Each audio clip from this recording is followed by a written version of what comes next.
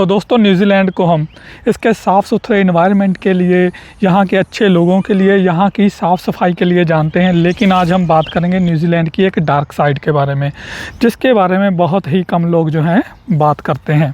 तो यहाँ के लोग खुद को अकेला बहुत महसूस करते हैं, हम उसे लोनलीनेस भी कहते हैं। तो यहाँ के लोगों को लगता है कि वो अकेले रह गए हैं, उनका किसी के साथ कोई लिंक नहीं रहा।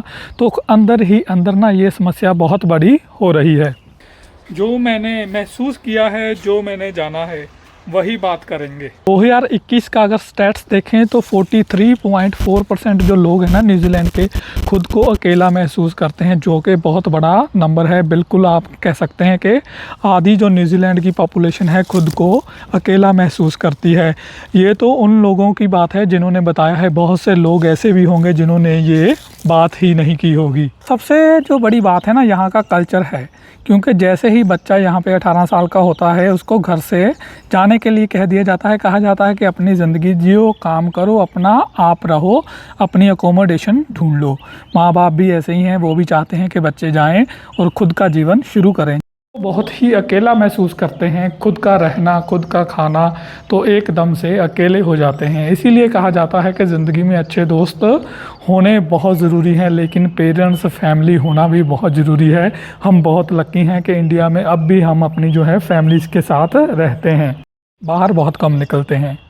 क्योंकि पहले जब रेस्टोरेंट में जाते थे या कहीं फ़ूड ख़रीदने जाते थे तो किसी से बातचीत हो जाती थी। घर पे फ़ूड मंगवाना भी आपको अकेलापन जो है महसूस कराता है। में एक कमरे में बंद होके रह जाते हैं,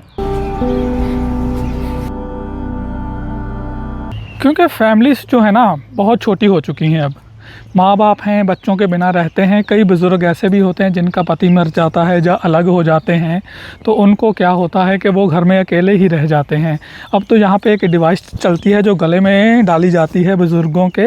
अगर उनको कोई इमरजेंसी हो तो वो उस बटन को दबाना होता है, तो एम्बुलेंस या जो भी इमरजेंसी सर्विसेज हैं यहाँ पे आपको कॉल बैक करेंगी। अगर आप कॉल नहीं उठाते तो वो जल्दी से आपको एम्बुलेंस जो सर्विस है वो भेज देती हैं। कई बार तो ऐसा होता है कि जो ओल्ड एज पर्सन है वो उस बटन को भी नहीं दबा पाते, इतनी ज़्यादा इमरजेंसी हो जाती है। तो उनका जो शरीर है, जो उनकी बॉडी है, जब वो मर जाते हैं तो कुछ दिनों के बाद ही पता चलता है, जब घर से बदबू आती है या फिर नेबर्स जो हैं नहीं देखते उनको, तो कुछ समय के बाद ही जो उनकी बॉडी है रिकवर की जाती है। जब भी यहाँ पे ना मैं बस में सफ़र करता हूँ, ट्रेन में सफ़र करता हूँ, तो मोस्टली जो लोग हैं अकेले ही यहाँ पे मैंने सफ़र करते देखे हैं। तो वो जहाँ भी जाते हैं अकेले ही जाते हैं, बस हो, ट्रेन हो। और यहाँ का एक और भी कल्चर है कि आप जहाँ भी जाएं ना, दूसरों को डिस्टर्ब मत करें।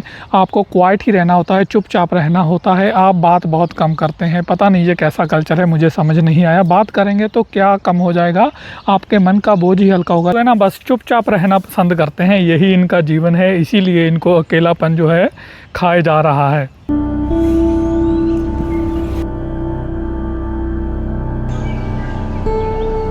कोविड से पहले जो ये समस्या थी थोड़ी कम थी, लेकिन कोविड के बाद ये समस्या थोड़ी और बढ़ गई।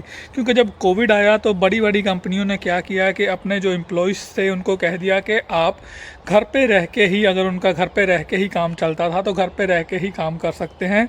तो जो लोग ऑफिस में आते थे, दूसरों से मिलते थे, वो और भी अकेले हो गए। कोविड में बाहर आना जाना बंद हो गया, उनका काम करने का तरीका बदल गया। तो कोविड ने भी ना इस अकेलेपन में बहुत बड़ा जो योगदान डाला है। तो लोग इसके बाद भी ना खुद को ज़्यादा अकेला महसूस करने लगे हैं, क्योंकि उसके बाद काम करने का ढंग जो है कंपनियों ने बदल दिया है।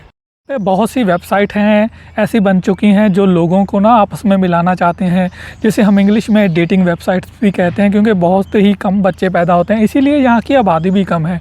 आप देख लीजिए 50 लाख लोगों की आबादी है, जिसमें कि इमिग्रेंट्स भी हैं। क्योंकि यहाँ के लोग अकेला रहना पसंद करते हैं, इसीलिए यहाँ की आबादी भी कम है। तो यहाँ की जो वेबसाइट्स हैं वो यहाँ पे लीगल हैं, जो डेटिंग वेबसाइट्स हैं। गवर्नमेंट भी चाहती है कि वो आपस में मिलें और बच्चे पैदा हों। तो बहुत खुशी मनाई जाती है, यहाँ पे बच्चों का बहुत टेक केयर की जाती है, क्योंकि उनको लगता है कि हमारी जो कंट्री में है धीरे धीरे यहाँ के जो बच्चे हैं बढ़ रहे हैं, आबादी बढ़ रही है।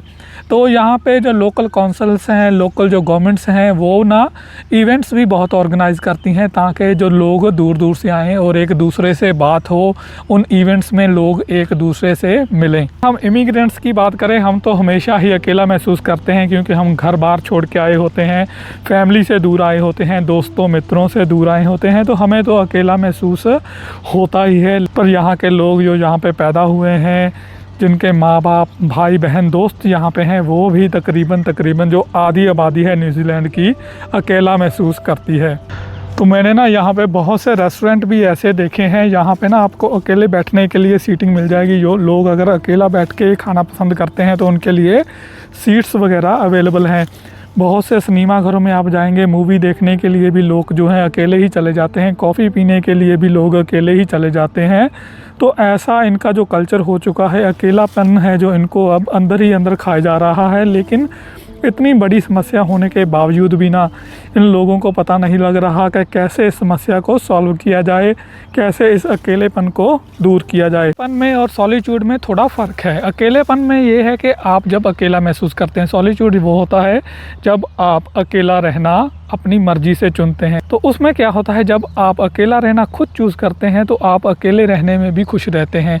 लेकिन जो अकेलापन सच में आपने नहीं चुना है, अपने आप आया है, या आपका जो सोशल नेटवर्क टूट चुका है, उसमें आपको फ्रस्ट्रेशन होती है, डिप्रेशन होता है। लेकिन अगर आप खुद चुनना चाहते हैं, जैसे कि हमारे साधु संत चुनते थे अकेले जाकर तपस्या करना, कुदरत में समय बिताना, तो वो एक डिफरेंट चीज़ रहती है।